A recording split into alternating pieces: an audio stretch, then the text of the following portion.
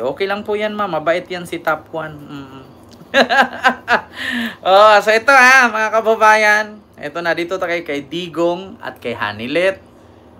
Bakit kaya ito? Actually, mga kababayan, mahalagang balita po ito Kahit sabihin natin na minsan naaasar tayo, nabubuisit tayo, at saka paulit-ulit na lang, digong, hindi pa po pwedeng mamatay na lang siya para matapos na. Para 40 days na lang, tapos 1 year anniversary, tapos makakalimutan na.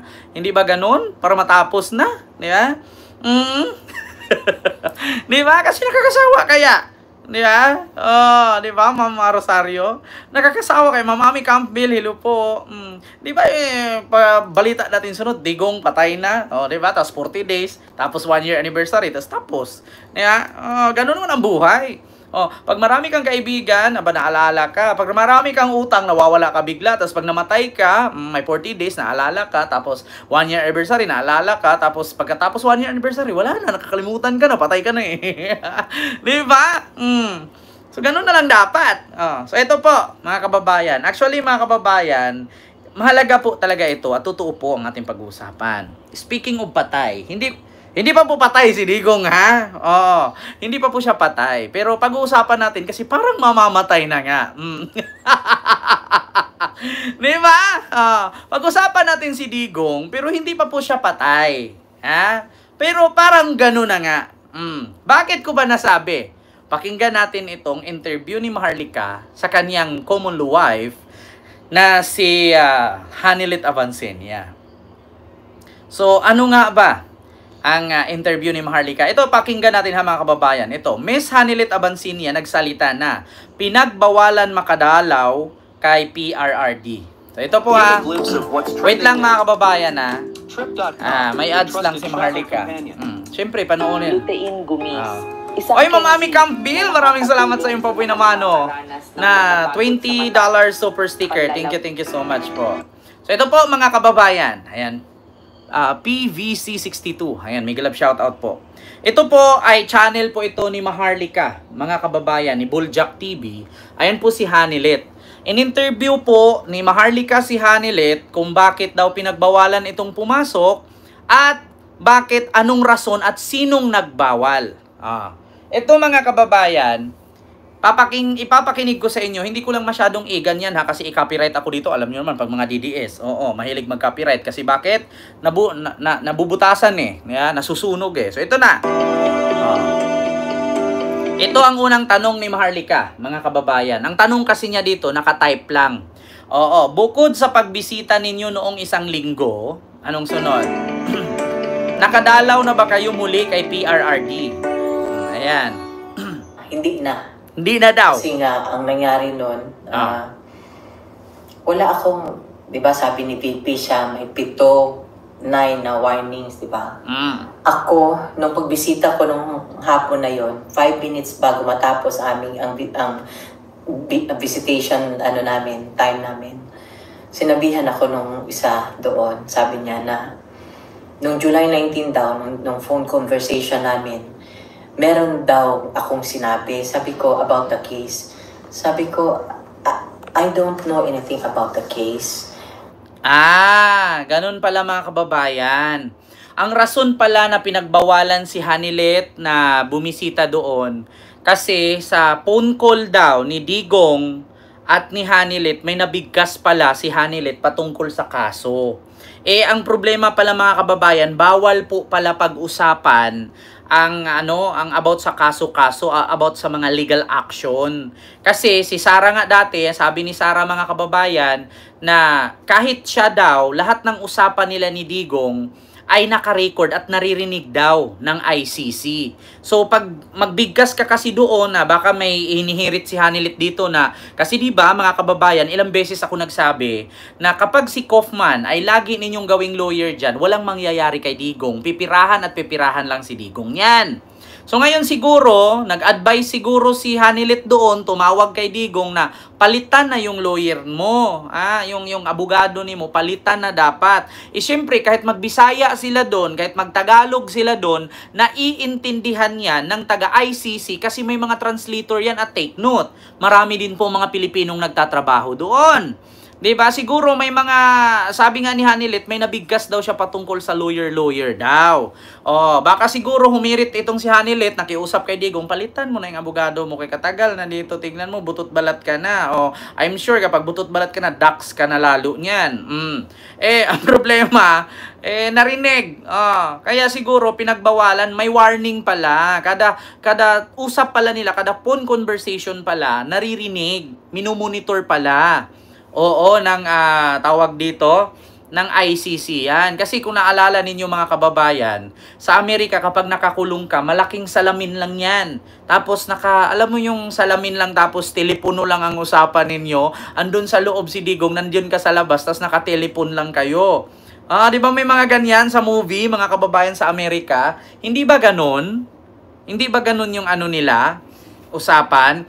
Tapos iba pa yung papasok ka sa loob, hilot-hilutin mo siya, massage mo, 'di ba? Naririnig pala bawat usapan. At which is kinonfirm din po yan ni Sarah na naririnig daw at naka-record daw ang kanilang pinag-uusapan. So ngayon, mga kababayan, yun pala. Oo, ang dahilan. May warning na pala si Sarah noon paulit-ulit kaya pinagbawalan siyang pumasok doon.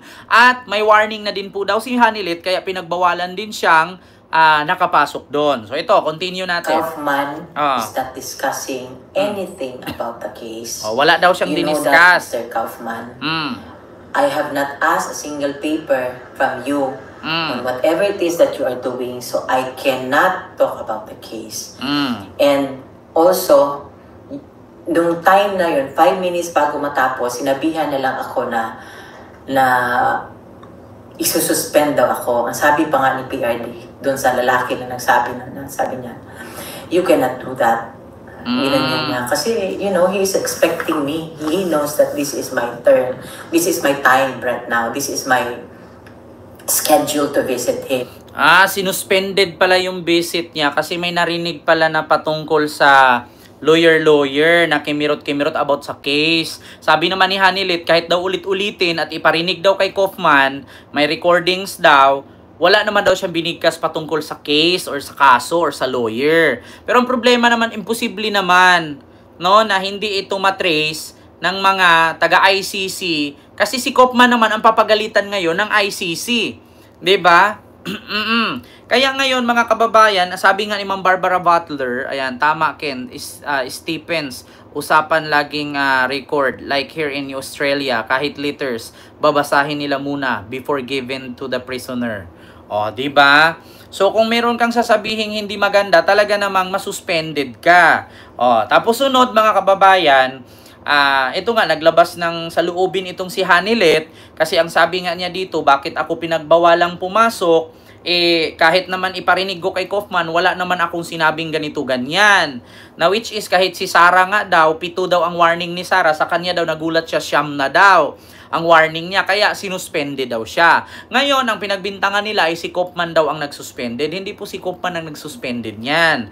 Alam nyo kung bakit? Hindi po malaman ng ICC yan kung walang recording. So, ibig sabihin, tama nga yung sabi ni Sarah, nire-record bawat usapan. So, syempre, kahit sabihin mo magbisaya sila, magtagalog dyan, may mata-translate yan.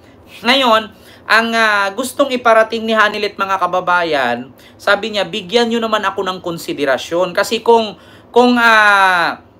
kayo ang nasa kalagayan ko, Mr. Kaufman, ikaw yung asawa, tapos asawa mo nakakulong, anong reaksyon mo? Siyempre, mag-ano ka niyan, wag worry ka, nagkikare ka sa asawa mo Sabi daw ganon ni Hanilet. Tapos sabi niya, alam mo sa totoo lang, nung unang pasok daw ni Hanilet nung nakaraang araw, tinusok daw niya dito yung dibdib ni Digong kasi siyempre nurse siya, alam niya. Ang payat na daw ni Digong, sobra, ang lalim na daw yung dito.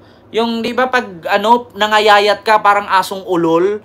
Di ba, yung asong ulol, butot balat, ang lalalim, nakikita na daw yung mga ribs. Sabi ni Hanilet. Kaya mga kababayan, sa madaling salita, kung malalim na yung dito, ang kinabahala ni Hanilet ay baka daw matsugi.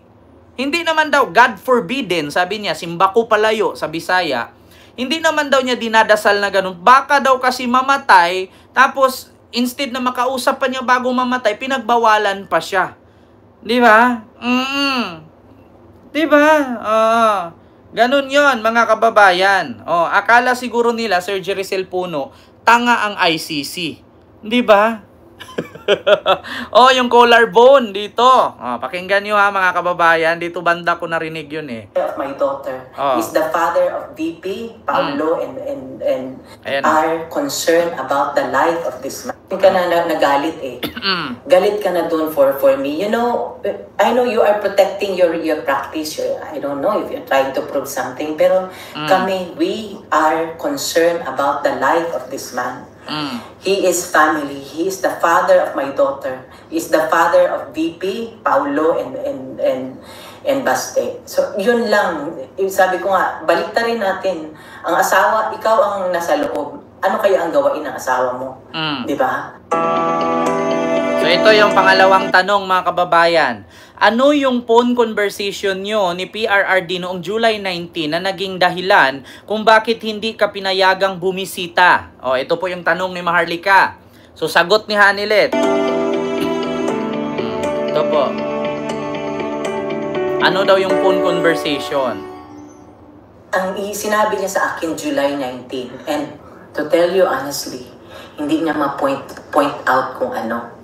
Wala siya binigay sa akin notice. I'm supposed to receive it. And then, if he was able to hear it or napansin niya na nung July 19 pa ng phone conversation, why not call me up? Kasi nung one time na si VP na nag-violate na pinasa niya ang phone, kinuha kagad ang attention niya, di ba? So, sana nakakuha ako ng kapalit ko. Di ba sila VP din? Sila VP din, di ba? Pag sa laban, ang isang na narinig ko sa kanya, bahala na miski mag-isa siya. Kaya niya nang sabihin sa ICC na na mali ang ginagawa niyo for doing this to this man. Tapos yun na nga yung ini-expect na alam ni VP ako na kung sa Bisaya patorno na ako ni karon. So turn daw ni Hanilet ngayon. So, tawag Toka daw ni Hanilet this month na siya daw ang magbantay. Ma'am Delia Rosario, Siri sa Porcilo po. So, ang problema nga mga kababayan, meron daw nabigkas si Hanilet na hindi daw niya alam kung meron bang about sa ganito, ganyan. Nagulat daw siya, pinagbawalan siya nung lalaki doon sa loob ng ICC at kinausap nga daw siya ni Kaufman. Ngayon, ang problema mga kababayan, sabi nga ni Hanilet, mag-care lang kami sa tao na yan kasi syempre tatayan ng anak ko, tatayan ni Sarah, tatayan ni Pulong at ni Baste, kami mga nandito, concern lang. So kung kayo ang nasa sitwasyon namin, malamang mag-care din kayo, di ba? Mababahala din kayo.